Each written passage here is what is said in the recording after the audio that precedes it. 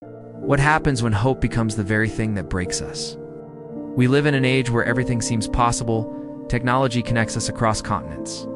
Medicine extends our lifespans, and nearly any piece of knowledge is one Google search away. And yet, beneath the surface of all this progress, something feels broken. Anxiety is rising. Depression is everywhere. People are more outraged, more addicted, more distracted than ever. Why? Mark Manson, the author, who shook the self-help world with the subtle art of not giving a fuck, returns with a brutal, brilliant sequel, Everything Is Fcked. A book about hope. Asterisk, but this isn't your typical motivational manifesto. It's not a just be positive pep talk. It's a philosophical gut punch. Call to confront the uncomfortable truths hiding in the shadows of our optimism. This book matters not because it offers a roadmap to eternal happiness, but because it asks us to question the very idea of happiness. It rips apart the illusion that more control, more freedom, more success will finally make us okay. Manson doesn't coddle, he exposes. With razor-sharp wit and a deeply philosophical lens, he explores why our minds are at war with themselves, why we cling to meaning like a life raft, and why hope might not save us, but learning to live without it might just set us free. This is not just a book. It's a psychological excavation of the soul. If you've ever looked around at this world and thought, why do I feel so lost when everything should be fine? Then this story was written for you. It begins not with inspiration, but with a confession. Mark Manson opens the book with the story of Friedrich Nietzsche and the death of God, not as a religious statement, but as a metaphor for something deeper, the collapse of absolute meaning. In Nietzsche's world, and increasingly in ours, the things that once gave us purpose, religion, morality, tradition, have eroded. What we're left with is freedom. And that freedom, ironically, is what terrifies us most. We are creatures built on contradiction. Our rational minds crave logic and order, but buried beneath that, our emotional selves, what Manson calls the feeling brain, pull the strings. It's not reason that drives our decisions, it's emotion.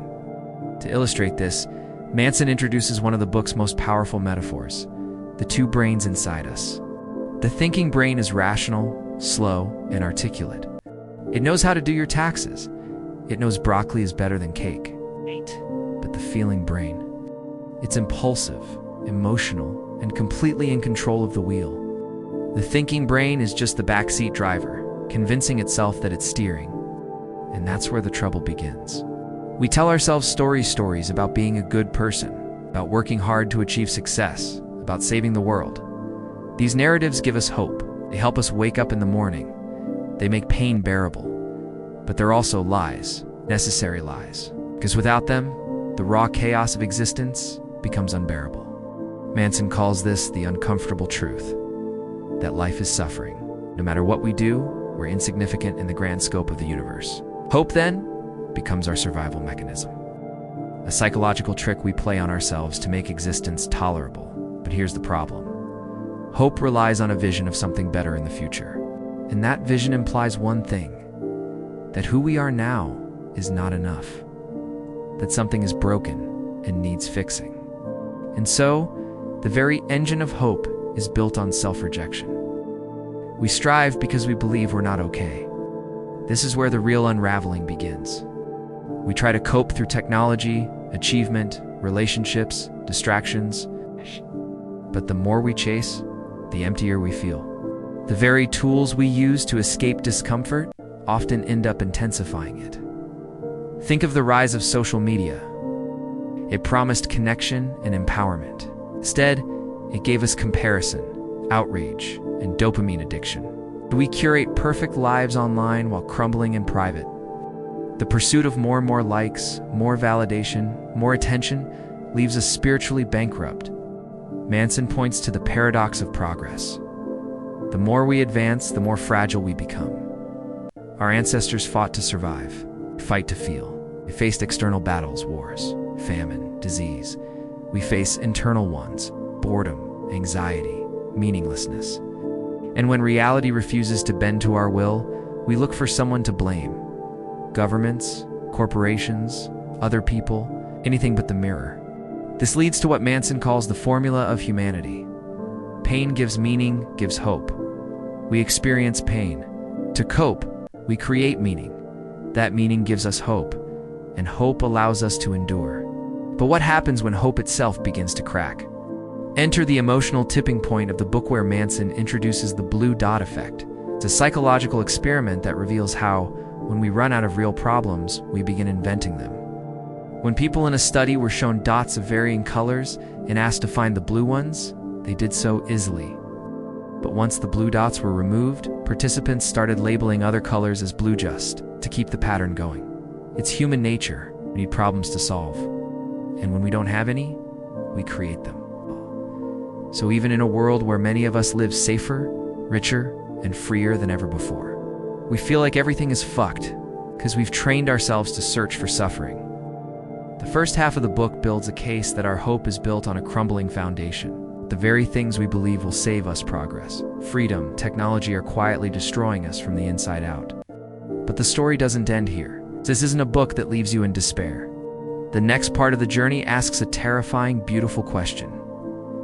If hope has betrayed us, what comes after it? To live without hope.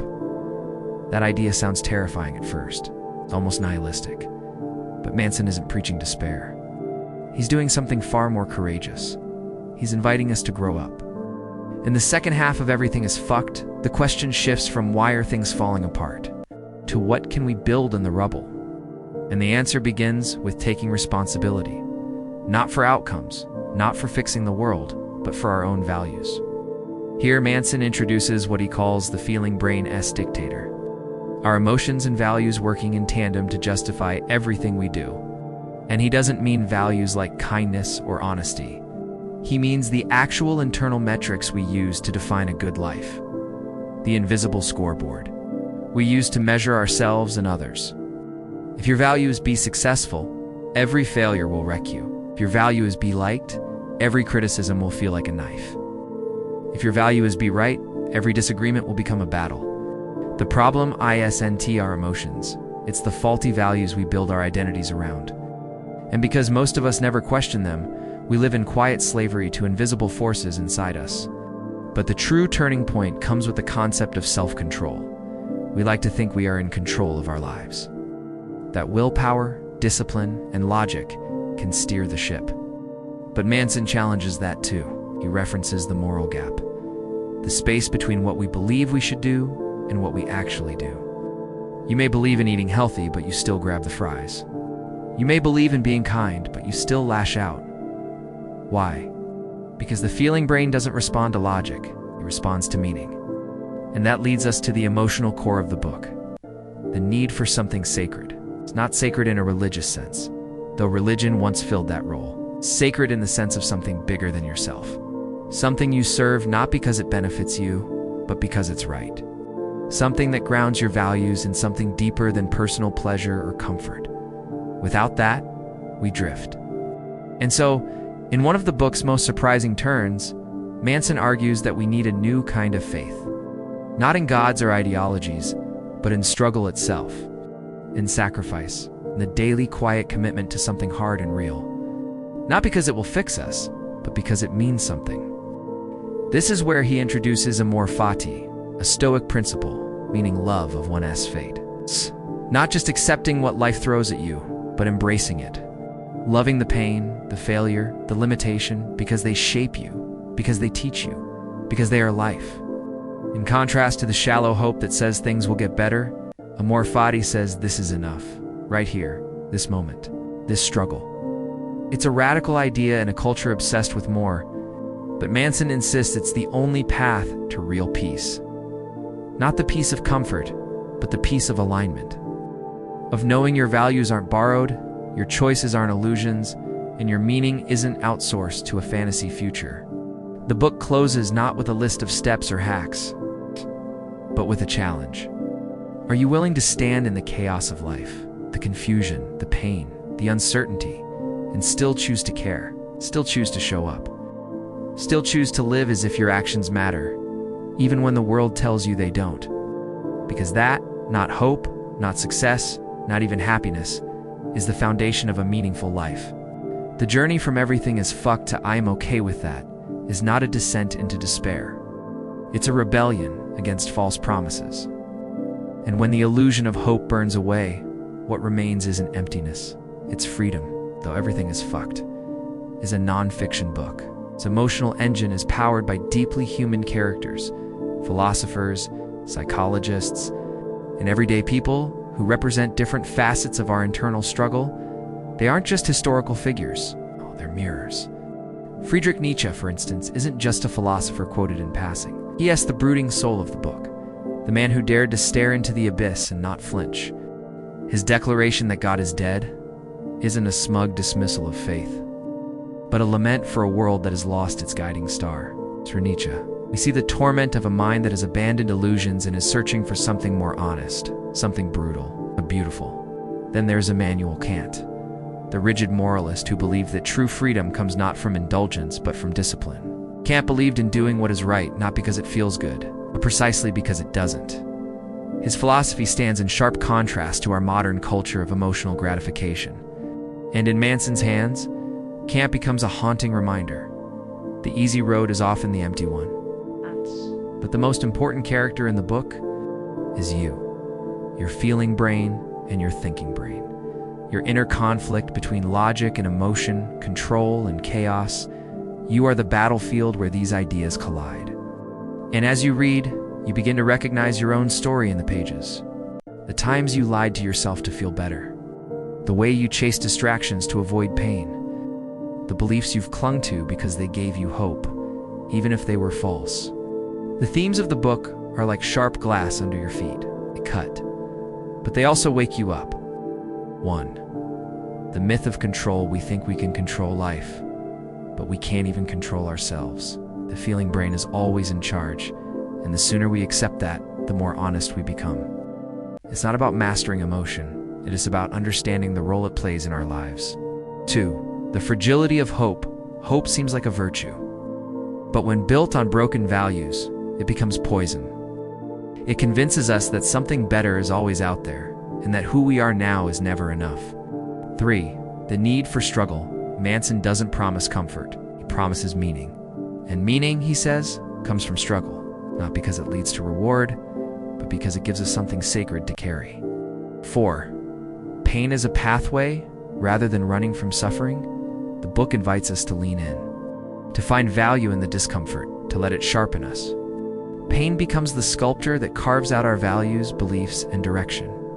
5. Choosing what to care about. One of the book's most profound questions is also its simplest. What will you care about, even when there's no guarantee it will work out? That choice of what you decide is worth suffering for becomes the centerpiece of your life's meaning. Manson's language is raw, his analogies are bold, but beneath the blunt humor and existential despair lies a deeply spiritual core. He's not mocking hope. He's asking us to elevate it, to build it not on dreams of rescue, but on the unshakable foundation of voluntary suffering, responsibility, and truth. As he puts it, we are the only species that can conceptualize a reality that doesn't exist and then live as if it does. That power can destroy us. Everything Is Fcked isn't really a book about hope. It's a book about what happens after hope dies. It's about what remains when the fantasy collapses, the illusions fade. Oh, yeah. And we're left staring into the terrifying face of reality, unfiltered, uncompromising, and unrelenting. And yet somehow, it's not depressing. Mark Manson tears down the modern myths we've built around positivity, success, and emotional comfort. Not to leave us broken, but to rebuild something stronger, something honest. In a world drowning in shallow optimism, this book is a wake-up call. Real hope is not found in perfection or an escape, but in choosing to care deeply, courageously, even when nothing makes sense. This is not self-help for the faint of heart. It's philosophy with blood in its veins. It's psychology that refuses to flatter you. It will challenge your values. It will make you uncomfortable. And if you let it, it might just change how you live your life. Who should read this book? Anyone who feels lost in the noise of self-improvement. Anyone who's tired of being told that they read not enough until they achieve more. It's anyone brave enough to ask, what if nothing gets better, but I still show up anyway? Because in the end, that's the most radical act of all. To live without guarantees, without illusions, without false hope. and to still choose meaning. Not because it's easy, not because it's safe, but because it's real. And sometimes that's all we need. If this story moved you, challenged your thinking, or simply sparked your curiosity, then don't forget to like, share, and subscribe to the channel. Every click helps us bring more powerful stories like this to life and keeps the wisdom flowing. Thanks for being part of the journey.